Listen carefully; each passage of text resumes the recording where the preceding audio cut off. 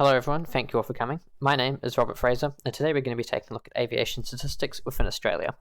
So first of all, why is aviation important? Well, aviation is a growing necessity in keeping our modern world connected. With so many countries and communities being united together, planes are important in getting goods across the world, getting passengers across the world.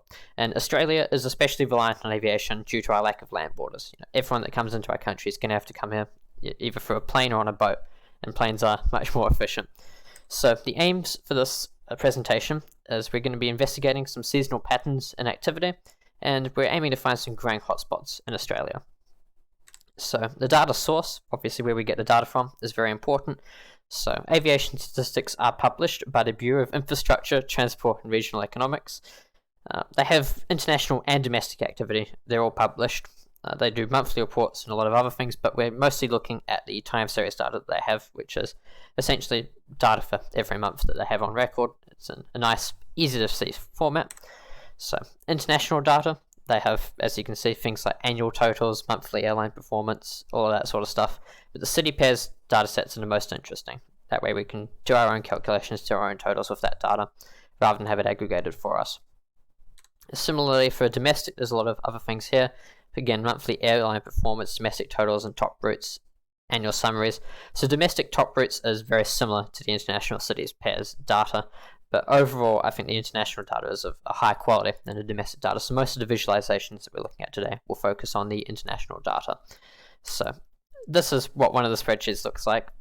There's about 20,000 rows in the spreadsheet, so it's not exactly pleasant to just look at the spreadsheet and deal with it. So first of all, before we can actually start making visualizations, there's an element of processing the data into a form that's easy to work with. So to do this, I'm using the Python language. We're using the pandas library. We're using that to combine the Excel spreadsheets into a data frame and remove unnecessary columns while importing, and in some cases clean up the data as well. And then once we've got this imported into a pandas data frame, we use the fantastic library Xarray, and that provides some n-dimensional structures, which is really good for working with multi-dimensional data. And there's essentially 3 dimensions with this data set. You have the origin, you have the destination, and you have the time. So having an easier way of working with such high-dimensional data is fantastic, and that's what Xarray is used for. And keeping up with the trend, visualizations are done using Matplotlib, which is another fantastic library. I'm not all that experienced with Matplotlib, but it seems to have been relatively easy to work with, so I'm happy with that. So first of all, let's take a look at some international visualizations. So the important part for our first visualizations is we want to see some overall Australian trends at a glance.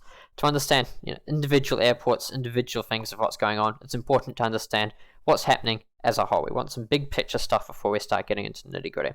So first of all, we have this stacked bar chart which shows the total of arrivals in Australia each month. So you can see a couple of things. The arrivals are trending upwards as time goes on, which is good. That means more passengers are arriving in Australia every month. And you can see that the volume is sort of oscillating on a seasonal basis. Like, it's not a steady increase, it goes down and back up again on a pretty regular basis. And you can see that trend throughout all of these bar charts. So here's a zoomed in version. So again, we have different airports covered. You'll notice that Sydney's the one at the bottom. That's by far the largest, followed by Melbourne, followed by Brisbane. They're all in the same order each time. There's nothing changing there. So there's another way that we can look at the same data, which is in a simple standard line chart, and it's a lot easier to compare actual differences between airports this way. So this way we can see, okay, Sydney, that's the largest one. We can see, okay, Melbourne's getting around initially about maybe half of what Sydney's getting, which is good. And we can see, again, some increasing patterns going on. We can see the seasonal oscillations. Those are still prevalent. Those are the key properties of the data we're working with. But we can also see some new information, like Melbourne is obviously growing at a bit faster rate than these other airports here, and these airports down the bottom are not doing very well at all.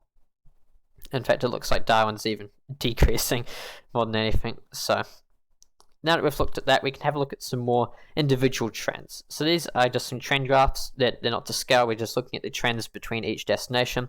You can see, again, we're getting the general upwards trend for every city pair that we're looking at here. We can see it's still increasing.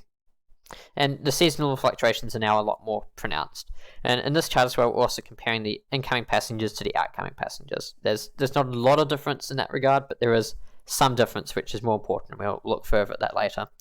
So here again, here's a zoomed in version of that. So you can see, again, we've got some strong seasonal oscillations going on. We've got an upwards trend for most of the data sets. Overall, it's obviously upwards increasing, but there is the points where things do change quite rapidly for various reasons. So Adelaide to Kuala Lumpur has this big peak in that time period, and at a similar time period, Kuala Lumpur to Brisbane just nosedives straight down and restarts again. So again, worldwide events can have major impacts on the data. So this huge dip was caused by Malaysia Airlines, which had some major accidents in the years around about when they start diving down around there. They cut the route in 2016 and then resumed it in 2018, and it took a little bit to build the route back up to what it originally was. But so we've looked at some trends. We can see that there's some seasonal patterns going on, but is there a better way to view the seasonal trends? And for this, we used some time wheels, which is a great breakdown of the monthly and yearly performance, and the seasonal peaks are now a lot more obvious. So now we've split this into the arrivals and departures. So taking a look at the arrivals chart, we can see that there's about 4 seasonal peaks, one in January, one in April, one in July, one in October. They're all 3 months apart. So it kind of peaks every 3 months and a peak of the season before tipping back down again, which is interesting. We can see that Darwin is more strongly affected by this. There's very little traffic outside of the seasonal peaks.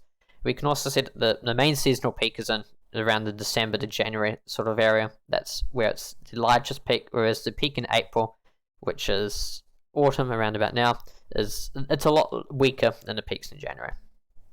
So we can see a lot more details where each of these seasonal peaks is occurring just by looking at this, whereas before we only had, we knew there were peaks, but we couldn't find out what months. So this is what this chart is really useful at showing.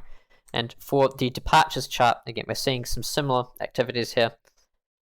There is, again, there's a peak every 3 months, so December, March, April, June, August, and then October-ish. You can see that on all of these airports, essentially. But you can also see that they're shifted compared to what we had before. So the arrivals, there's peaks in January, departures, peaks in December. Arrivals, peaks in October, departures, peaks in September. Which, that makes some logical sense there, but it's an interesting observation. And again, Darwin, which is a very small airport, is very strongly affected by these peaks. So now that we've taken a look at the international visualizations, it's time to take a look at some domestic data. So a key property of the domestic data that's provided is it's only provided as city pairs. There's no directional information there. It just, so like Canberra to Brisbane had this many passengers traveling. There's no, this many people went from Canberra to Brisbane, this many people went from Brisbane to Canberra. So this does mean that it's a little harder to work with the domestic data. But an interesting property of the domestic data is that we have data for each pair is in Australia, and we have the full data for that. So we can create a heat map which shows the connections between all the Australian airports. So we can see that it's mostly connected. Regional airports are mostly connected to metropolitan airports. There's not a lot of the small airports connecting to each others, which is a bit sad. That could be a property of the data as well. We can see here, this chart is strongly dominated by the Brisbane, Melbourne, and Sydney airports. There's a little bit of Perth Airport, a little bit of Adelaide Airport, but for each regional airport, really they only connect to one, maybe 2 major cities. This could be a property of the data set itself. It's marked as top routes. There could be information that's missing from that between regional airports, but I imagine that this is a decent picture of connections in Australia, as it is.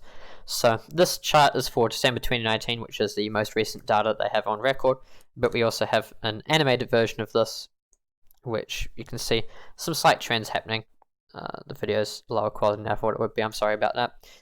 We can see some minor seasonal fluctuations going on again. That matches up with what we expect with the rest of the data. We can see some routes get really prevalent for a brief time, like a few years ago Sydney to Darwin was more prevalent, and that's slowly fading out. And more regional connections are opening up as this data set goes on. So if we replay the animation, again, there's very few actual dots on here. It's a lot more connections between major airports to major airports. But as the time goes on, if you look closely, you can see more airports more routes coming into existence, which means there is some definite growth even in regional airports, which is very exciting to see.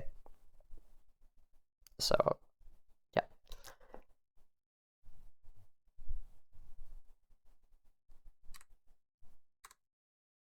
So again, we can do the trend wheels that we saw earlier and get some more information about these seasonal trends that we saw. So we can see off the bat there's a lot less seasonal impacts for the domestic flights. Everything is reasonably consistent year round. They still do exist. You can see there's still some peaks there, but there's still strong performance year round, unlike the international, which had a lot more effects from the seasonal peaks. Again, Darwin is a lot more strongly affected by the seasons. There were very few people coming in the summer to Darwin, and a lot more people coming in the winter. So, overall, what we've learned about this data. So Australian air traffic is increasing year by year. Overall, it's not going down, which is what you would expect. In all air travel, domestic, international, it's affected by seasonal trends, peaking approximately every 3 months. We've discussed that. It's around about the December time period, the October time period, etc. International travel is more strongly affected by these seasonal trends. We saw that. The domestic seems to be a lot more consistent year round, which makes sense. If you're going somewhere in Australia, it's less likely to be impacted by seasons, like if you're traveling for business. Whereas if you're going internationally for tourism, you're going to have a huge impact based on when you're traveling.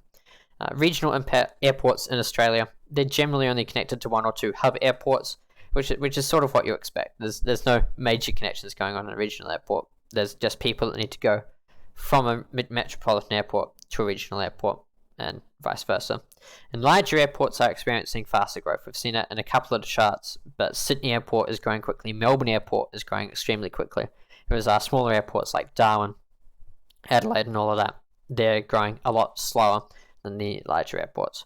So that concludes this presentation. I hope that you've learned a lot of insightful things about aviation in Australia. Thank you.